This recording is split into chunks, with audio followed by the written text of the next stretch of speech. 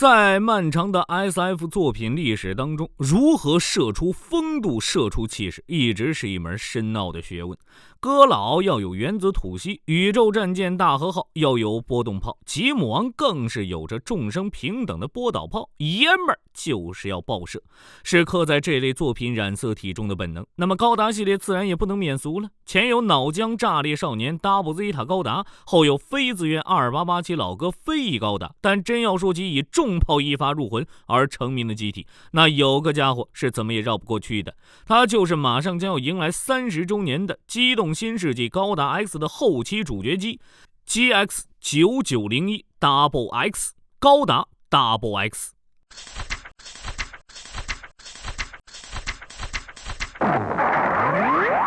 对于高达动画来说，主角机交接一直都是大卖模型的好时机，尤其是平成3部曲的前2部，机和 W 2代主角机都取得了极高的人气，因此 X 自然也延续了这个光荣传统，于是以双倍的 X 为名， Double X 高达便就此诞生了。与前作的飞翼零式类似， Double X 高达原本并非为主角量身定做的机体，作为象征新时代的拥有强大力量的 MS， 这台机体由新地球联邦开发，只不过此机体在开发时挪用了高达 X2 号机的数据，移植上了其搭载的闪光系统和卫星系统。除此之外的硬件皆是全新制，凭借最新的技术，其出力、机动性、装甲等基本性能都比高达 X 有了飞跃性的提升。完成后的 Double X 高达在头部有如同胡子般的装饰，因此也被观众称为元祖胡子高达。但由于排在他后面的那台主角机的胡子印象过于强烈，导致随着时间推移， Double X 的胡子印象渐渐变薄弱了，最后就连胡子这个江湖混号都没能成功保住。为了防止 Double X 高达被抢夺，开发时还为其专门设置了只有专用G控制器才能启动的机关，但是怕什么来什么，由于是直接挪用并移植了高达 X 的系统数据，因此卡洛德用自己持有的G控制器轻松启动并夺走这台机体，并在此后作为他的座机而活跃。这个故事告诉我们，没事不要乱立 flag， 虽然是主角机，但毕竟是抢来的，所以 Double X 的长相其实很没有主角相，增加了胡子之后的面相更加凶悍，以黑白为主的外甲配色也呈现出令人印象深刻的反派气场。与 X 高达同样， Double X 兼具不问地形的泛用性以及重装甲高机动性的特点，是各方面性能都堪称是战后开发的最强机体之一。其基本性能位于 AW 世界最强级别，不适用武器时，机体出力就足以凭蛮力挣脱高达阿斯塔隆的巨钳。其常规兵装主要是步枪、军刀等正统配置，但每一样武器都是专用版，且出力远远高于高达 X 的同款装备，在任何距离上都拥有压倒性的战斗力。其装甲之坚固，甚至到了被数十发光束攻击直击，或被光束军刀乱砍，也毫发无伤地承受下来的地步。其装甲强度近乎被当作梗来对待，凭借着即使受到光束直击也不会造成致命伤的惊人生还能力，即使在宇宙中也让革命军头疼不已。但若问 Double X 高达的灵魂武器，那毫无疑问就是其背负的双卫星加农，这门人送外号月光炮的武器。作为 X 三宝之一，直到今天这门炮应该也依旧是高达重主角机中的头号重炮。原本 X 高达的威力就已经足够强大，到了 Double X 高达身上则进行了简单粗暴的翻倍。简单的数值纯粹的享受，卫星系统升级为马克2后，容量、冷却效率等基本性能大幅提升，导致传统的单门长炮身已无法承受其出力。为了能搭载于 MS 上，将炮身分割比大型化更为现实，通过将从同轴的2门炮同时发射的光束合成为一轴的巨大光束，从而获得了比卫星加农数倍以上的破坏力。其实际破坏力无法测量，能从数万公里单位的超远距离破坏殖民卫星镭射炮。在最终决战中，卫星加农之间的碰撞甚至引发了接近月球1/3规模的大爆炸等，有着超乎常理的破坏力。在未展开为发射姿态时，折叠于背部的双射镜和2门炮身会形成一个 X 字形的剪影，与机体面部的 X 型胡子重叠，变成了高达 Double X 名字的由来。此外，系统升级后，仅需一次超级微波接收，便能进行在高达 X 上无法实现的连射。为了转移主炮发射时产生的巨大热量， Double X 高达周身各部位都追加了收纳式的能量散热板，将无法转换为光束的剩余能量以热能形式散发。在使用月光炮时，这些散热板会展开，并发出金色的光辉进行散热。此时从散热板排出的高温剩余能量，其副作用还能意外的起到如同防护立场般的作用，使周围的 MS 无法靠近。最后在发射权限方面，由于系统是直接挪用了已经认证过的 X 高达，因此不需要通过新人类能力进行认证，月面设施的送电系统也将其识别为 X 高达2号机来对待。至于其他武器，你都有这门又粗又长、射得又远的双管月光炮了，你还需要别的吗？因此 XX 高达除此之外的武装，在我看来基本都是一个词儿：中规中矩。平成三部曲主角机一脉相承的，在头部火神炮以外额外增设的机关加农和前座饱受驾驶员2887困扰的主角机同名，但威力看起来完全不如的爆裂步枪，剑柄造型相当独特，看起来威力巨大的光束军刀，正所谓光越强的地方影子越浓。在月光炮那更近更霸更强的伟岸背影下，这些武器难免显得黯然失色。在这样的情况下，也有一些武器装备另辟蹊径，正所谓打不过就加入，他们的存在价值就是让 DX 射得更猛更爽。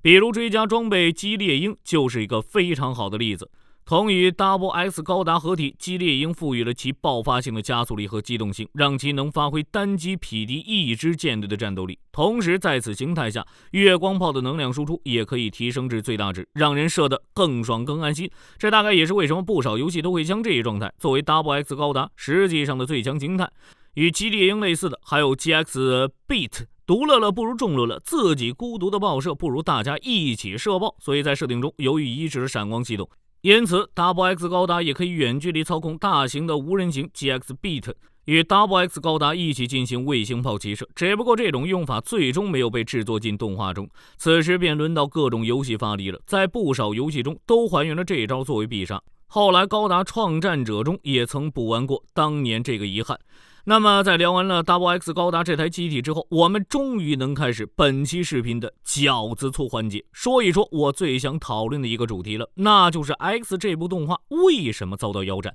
X 被腰斩的核心原因，恐怕还是因为其前期故事沉闷无趣，再加上角色们缺乏强烈个性所致。作为前作的武斗传与自爆传都有着人设足够突出、让人记忆深刻的主角与反派群，武斗传的万国牌主角团靠各国的文化标签打出差异，反派方面则有着又蠢又坏的黄润发与魅力非凡的东方石匠。 W 在角色人设方面则更是登峰造极，人均神人，但让人印象深刻的吴小强们及高逼格高颜值一体的托列斯与吉克斯，这些都是直到今天每当提起时都会让观众依旧津津乐道的角色。实际上随着时间的推移，观众对于具体故事的记忆难免会越来越淡漠，而对于角色人设的印象则会在这个过程中被浓缩。如今平成三部曲也都到了喜迎30周年的档口，但不知有多少观众像我一样想去回忆起卡洛德与蒂法这对男女主角之外的角色时，会有一种拔剑四顾心茫然的感觉。 X 中登场的角色就像游戏中的 NPC 一样，我清楚地意识到他们就在那里，但在他们的脸上却蒙着厚厚一层的马赛克。即便是在下半身修炼多年、练就一身连快乐天的光剑都能脑内去马的功力，也无法看穿他们在记忆当中的伪装，更就不用说当年电视机前的观众在刚刚经历了机与 W 这两部角色个性强烈鲜明的作品洗礼时，要如何被 X 留在电视机前的。因此高达 X 有三宝 OP 地法月光炮的说法，某种意义上也带着一种无奈。因为除了这三项之外， X 确实找不出更多能在历代无论好坏都个性十足的高达系列中给人留下深刻记忆点的东西了。不过抛开这些 X 这部作品自身的问题，其失败本身也是个积重难返的事故。腰斩的种子可以说从光头的子贡像剧作 V 高达开始就已经埋下了。由于 V 高达的失败，高达动画收视率低迷，赞助商纷纷撤资，这对于这个商业作品系列来说毫无疑问是最大的危机。平成三部曲开辟独立世界观的首要目的也是改善收视率，因此一旦收视率出现波动，那作品自然会受到巨大的影响。另外在前作 W 的后期就紧急把 X 导演高松信司拉去救场。虽然 W 最终平稳落地了，但客观来说 X 的企划时间确实并不充裕，结果就是在种种负面 buff 加持下，启航的 X 虽然首播收视率有 6.2%， 但这也是 X 的巅峰了。对比之下，自爆传收视率最高时有 6.8%， 武斗传收视率最高则有 7.3%。 只看上限差距或许还不明显，但如果看下限的话， X 的最低收视率只有 0.1%。0.6%，平均值则是 2.8%。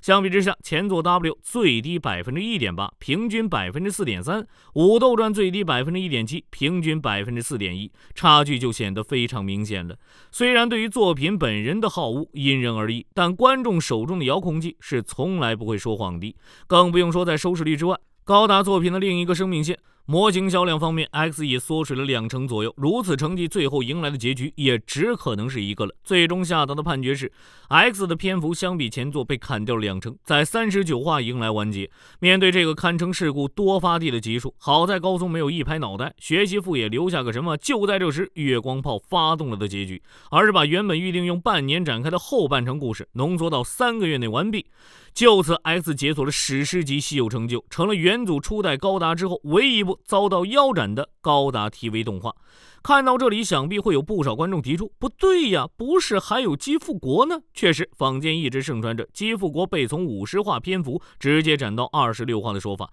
基复国也确实是富野本人亲自经受的高达作品中篇幅最短的一部。但实际上，早在 TV 版完结时的访谈中，富野就提到过，2季度26话篇幅是他在考虑过自己的年龄和体力、一级动画业界的现状后得出的上限。毕竟富野一旦亲自上手作品，那多半都会开启3头6臂模式，时而作为监督把控全局，时而化身伏古碾绘制分镜，时而变成景迪林为歌曲填词，万一兴致上来了，还会顶着景迪义的马甲亲自为一些龙套配点台词。更不用说基复国，他甚至亲自写了全部脚本，干度方面确实异常之高。实际上，纵观进化为白富野后光头制作的4部 TV 动画中，其实也仅有道 A 高达1部是真的完全燃烧一整年。无论是黄富野代表作裸体力量，有着魔性 OP 与有趣故事的完蛋人，还是一部 TV 不过瘾又做了5部剧场版的基复国，其实都选择2季度26话的篇幅。所以 X 的这个被腰斩成就，确实真的是除了老大哥元祖以外，整个系列独一无二的经历。而在迎来作为一个动画作品最糟糕的天崩结局之后，或许唯一值得庆幸的事情是 X 的故事并没有随着播出周期缩短而随之阉割。实际上，在 Double X 高达登场时，缩短播出周期的事情就已经决定了，但高松还是坚持将后续要加入的元素，比如2台配角高达的升级之类的东西，以浓缩速通版的形式加了进来。对于真的喜欢这部动画的人来说，高松所说的没有任何一个要素是从构想中被省略的这件事儿，大概算是最后的补偿了。而这部惨遭腰斩的动画，也终于将在明年迎来30周年纪念。考虑到财团币的资源向来都是按人气分配，主打一个汉的汉子，唠的唠死，对比一下今年大操大办的自爆少年团，我不想说的太失礼。X 高达或者 Double X 高达能有新模型就是大胜利。那么平成3部曲的机体中，您最喜欢哪一台呢？欢迎在评论区中留言讨论。那么本期视频内容就到这里，我们下期视频再见。